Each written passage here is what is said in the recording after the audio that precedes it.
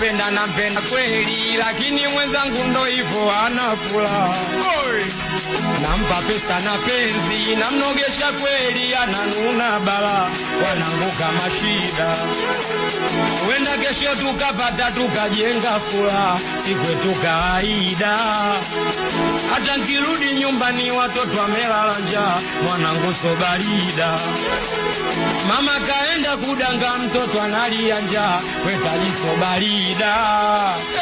Kikubwa tumombe Mungu atuepushe na balaa. Oya kila mtu na maisha yake, kila mtu anapambana anavyojua mwenyewe. Ugaiga uchumi hali yake, kila mtu anapokula anapajua mwenyewe.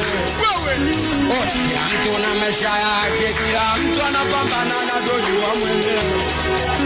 Ugaiga uchumi hali yake, kila mtu anapolala anapajua mwenyewe.